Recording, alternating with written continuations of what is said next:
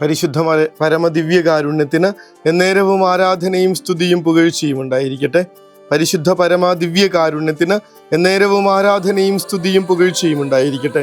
പരിശുദ്ധ പരമദിവ്യകാരുണ്യത്തിന് എന്നേരവും ആരാധനയും സ്തുതിയും പുകഴ്ചയും ഉണ്ടായിരിക്കട്ടെ. ഇന്ന് നമ്മുടെ കർത്താവിൻ്റെ സമർപ്പണ തിരുനാൾ, കാഴ്ചവെപ്പ് തിരുനാൾ ആഘോഷിക്കുന്ന ദിവസമാണ്. മൂശയുടെ നിയമമായിരുന്നു അത്.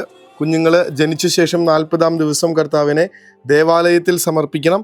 എന്നിട്ട് അവനെ തിരിച്ചെടുക്കണമെങ്കിൽ അവർക്ക് അവരാൽ സാധിക്കുന്ന കഴിവുള്ള വിധത്തിൽ എന്തെങ്കിലും കാഴ്ചകൾ സമർപ്പിക്കണം. ദരിദ്രരുടെ കാഴ്ചയായ 5 ഷെക്കൽ കൊടുത്ത് മകനെ വീണ്ടെടുക്കുമ്പോൾ യൗസേപ്പ് പിതാവിനും പരിശുദ്ധ കന്യകാ മറിയത്തിനും ലഭിക്കുക ശിമയോന്റെ ആശീർവാദവും അന്നയുടെ വലിയ പ്രാർത്ഥനകളും ഒക്കെയാണ്. കുഞ്ഞുങ്ങളെ കർത്താവിനെ സമർപ്പിക്കുമ്പോൾ അത് വെറുതെയാകുമെന്ന് നമ്മൾ കരുതുന്നുണ്ടോ?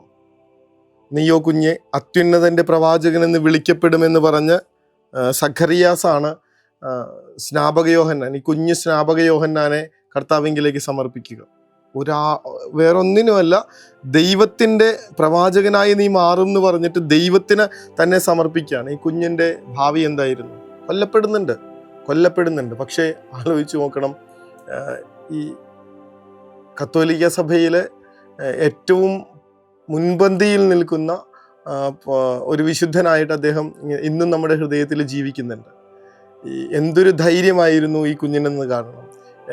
ഈ ദൈവത്തിന് സമർപ്പിച്ച ഈ കുഞ്ഞിനുള്ള ബോധ്യവും തെളിച്ചവും ഇവൻ തന്നെയാണോ ക്രിസ്തു എന്ന് മനുഷ്യര് വിചാരിച്ചു പോകുന്ന വിധത്തിലുള്ള തേജസ്സും ദൈവത്തിന് സമർപ്പിച്ചതിൻ്റെ കാര്യമാണ് പറയണത്. ഈ ഒരു മക്കളൊക്കെ ഇതുപോലെ തേജസ്സോടെ വളർന്നു വരാൻ ആഗ്രഹിക്കുന്നുണ്ടോ?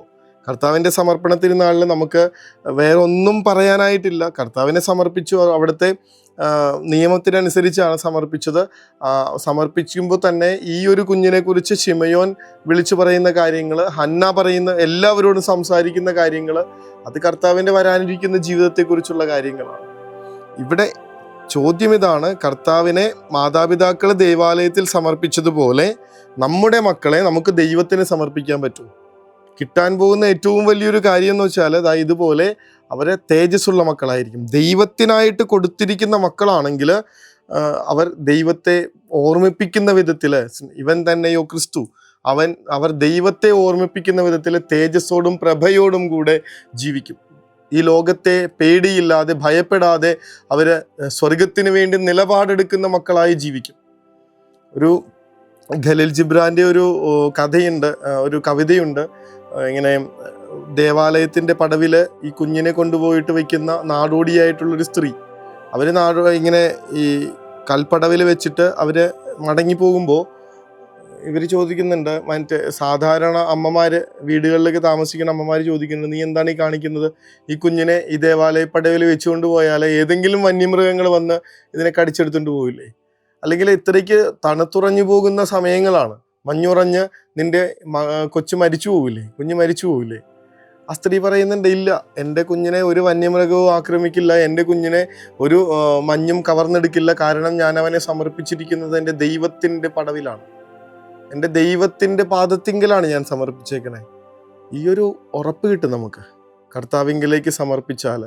നേരെ മറിച്ച് ഇവൻ എൻ്റെ ആണെന്ന് പറഞ്ഞ് എനിക്കിഷ്ടമുള്ള വിധത്തിൽ വളർത്താൻ നോക്കിയാൽ, അവൻ്റെ ജീവിതത്തിനെന്ന് പറഞ്ഞ് അവളുടെ ജീവിതത്തിനെന്ന് പറഞ്ഞ് അവർക്കിഷ്ടമുള്ള വിധത്തിൽ വളർത്താൻ നോക്കിയാൽ, ഇങ്ങനെ ദൈവത്തിൻ്റെ മനസ്സറിയാതെ മക്കളെ ഇങ്ങനെ വളർത്തിക്കൊണ്ടുവരാൻ ശ്രമിച്ചാൽ ഓർത്തേക്കണം, അവരെ ജീവിതത്തിൽ വല്ലാതെ ദൗർബല്യമുള്ളവരായിട്ട് ജീവിക്കുള്ളൂ, തളർന്ന് ജീവിക്കുള്ളൂ, പേടിയോടെ ജീവിക്കുള്ളൂ.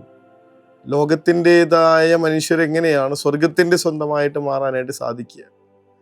ഈ ലോകത്തിൻ്റെതായിട്ടുള്ള ചുഴികളിൽ പെട്ട് കറങ്ങി അവരിങ്ങനെ ആടിയുലഞ്ഞ് ജീവിച്ചു പോകുന്നേ. മരിക്കാൻ കിടക്കുന്നൊരു കുഞ്ഞ്, ആ കുഞ്ഞിനോട് ഡോക്ടർ എന്ന് പറയുന്ന, മോളെ നീ നന്നായിട്ട് പ്രാർത്ഥിച്ചോ?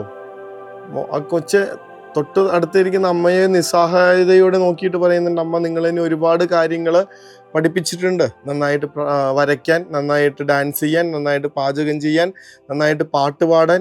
പക്ഷെ എന്തുകൊണ്ടാണ് നിങ്ങളെന്നെ നന്നായിട്ടൊന്ന് പ്രാർത്ഥിക്കാൻ പഠിപ്പിക്കാതിരുന്നേ? നമ്മുടെ കുഞ്ഞുങ്ങൾ ഒരിക്കലും ഇത് ചോദിക്കാതിരിക്കട്ടെ. മക്കളെ ദൈവത്തിന് സമർപ്പിക്കുക, ദൈവത്തിന് വേണ്ടിയിട്ട് വളർത്ത്, ദൈവത്തിലേക്ക് ചേർത്ത് നിർത്ത്. എത്ര നിർബന്ധിക്കേണ്ടി വന്നാലും അതിലെ കോംപ്രമൈസുകൾ ഇല്ലാതിരിക്കട്ടെ. കർത്താവിന് വേണ്ടിയിട്ട് നിർബന്ധം പിടിക്കുന്നത് കൊണ്ട് ഒരു കുഞ്ഞും ഇതുവരെ ചീത്തയായി പോയിട്ടില്ല. ഒരു കുഞ്ഞിനും ഇന്ന് മോശമായിട്ടൊന്നും സംഭവിച്ചിട്ടില്ല.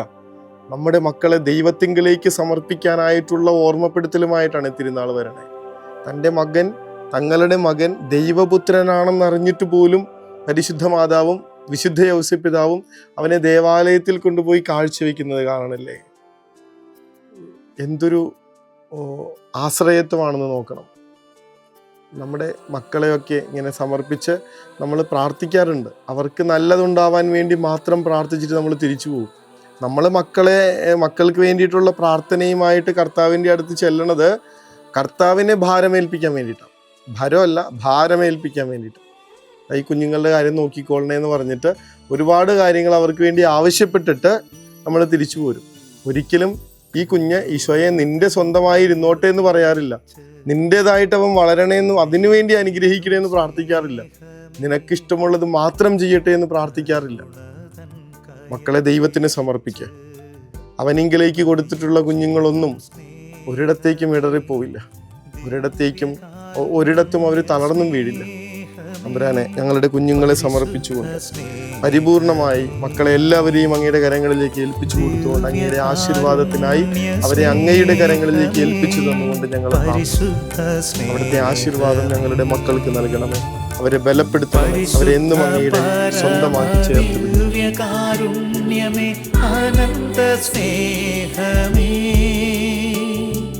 പരിശുദ്ധ പരമദിവ്യകാരുണ്യമേ അനന്ത സ്നേഹമേ.